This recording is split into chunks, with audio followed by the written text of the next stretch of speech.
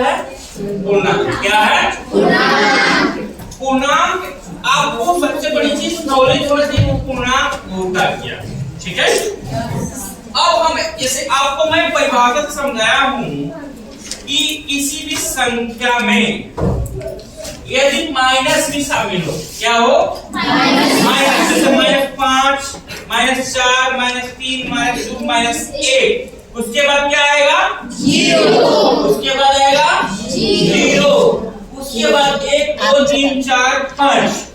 ठीक है, तो यह तो ऋणात्मक संख्या है। -5, -4, -3, -2, -1 क्या है? कैसे क्या है? ऋणात्मक है।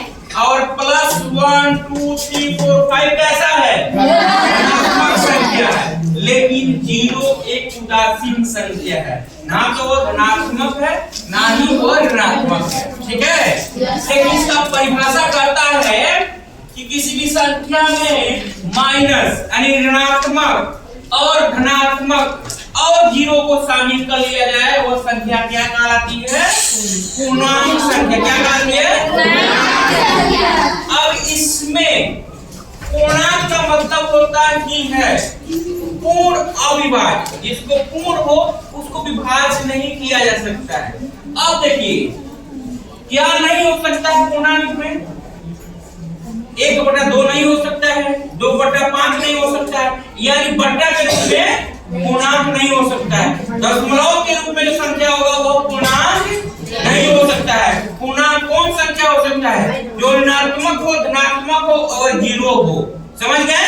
अब हम चर्चा किए थे कि इंटीजर जो है, संख्या है, यह कितना होगा। मैं आप लोग से ये पूछा हूं कि -12 + 5 बराबर क्या होगा, +12 - 5 बराबर क्या होगा। इसको समझने के लिए हम अगर चिन्ह परिपाटी, यानी आप लोग चिन्ह परिपाटी का मतलब जानती समझी होंगी, वो हम लोग चर्चा करेंगे थोड़ा सा। कौन सिंबल क्या करता है उसको आपको याद भी करना है। ठीक है, याद करना है कि नहीं? इसको आप लोग माइंड में रखना है कैसे होता है। यदि अब देखिए पहला कंडीशन 1 नंबर का देखिएगा, यदि माइनस है संख्या कोई और फिर प्लस है, तो माइनस प्लस क्या होता है? माइनस होता है कि नहीं? अब दूसरा में देखिएगा, प्लस माइनस ही माइनस होता है, डिपेंड करता है। अब देखिए यदि कोई संख्या 15 रुपया है, क्या है? 15 रुपया है। यहाँ 15 मैंने लिख दिया और -5 किया, तो प्लस माइनस माइनस। 15 से 5 चला जाए, कितना बचा? 10 बचा ना, यानी हमने घटाया। हमने क्या किया? अब मान लीजिए -12 रुपया अब प्लस 4 रुपया होगा, तो -12 + 4 माइनस प्लस माइनस होता है, क्योंकि माइनस की संख्या यहाँ दिखा ज्यादा, तो माइनस और प्लस क्या हो जाएगा? माइनस। अब -12 + 4 क्या हो जाएगा? -8 हो जाएगा। कैसे हो जाएगा? 8 हो जाएगा। अब देखिए तीसरा कंडीशन देखिए, यदि माइनस गुना में हो, माइनस गुना फिर माइनस, क्या हो जाएगा? प्लस हो जाएगा। क्या हो जाएगा? प्लस।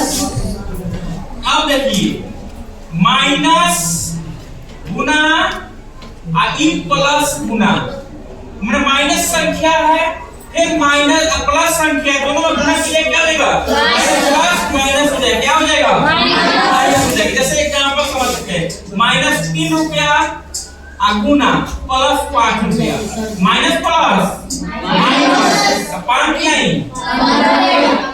हो गया? कोई दिक्कत? समझ में आ गया? इसको याद रखना है, minus plus minus, plus minus minus, but घटेगा यहाँ। ठीक है, घटना सब जगह है, लेकिन सिंबल देखते रहना है। गुना में हो माइनस, माइनस माइनस गुना करेंगे तो प्लस हो जाएगा। यदि एक संख्या माइनस में, दूसरा क्या गुना में, प्लस में, तो प्लस माइनस माइनस हो जाएगा। जैसे ये समझिए। अब यहाँ हम समझेंगे, यह संख्या कितना है? -12। यह संख्या कितना है? -12। यह क्या है? +5। तो हमने क्या बताया है?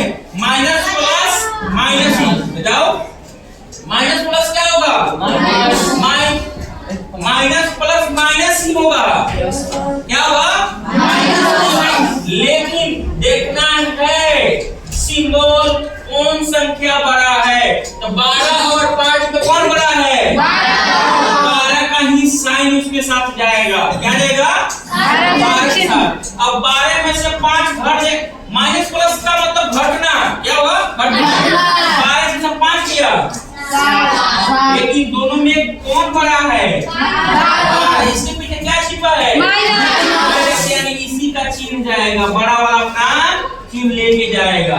समझ गए लोग? अब देखिए प्लस माइनस, माइनस ही होना है, लेकिन 12 में से 5 घटाइए, क्या होगा? 7। चिन्ह किसका होगा? प्लस वाले का। क्या हो जाएगा? प्लस वाले का चिन्ह। इसीलिए कहीं यदि कोई संख्या 8 दिया हो और इसके पीछे कुछ नहीं दिया है, इसका मतलब आप समझ सकते हैं संख्या क्या है? प्लस 8 में है। प्लस वाला कोई साइन लेके नहीं आता है, माइनस वाला अपना साइन लेके अपने साथ आता है। समझ गए लोग? ठीक है, यह टॉपिक समझ में आ गया ना? तो यह पूर्णांक हो गया। क्या हुआ? पूर्णांक हो गया। पूर्णांक के बारे में समझ गए लोग? अब इसके बाद फिर पढ़ेंगे हम लोग गिरी के बारे में। ठीक है?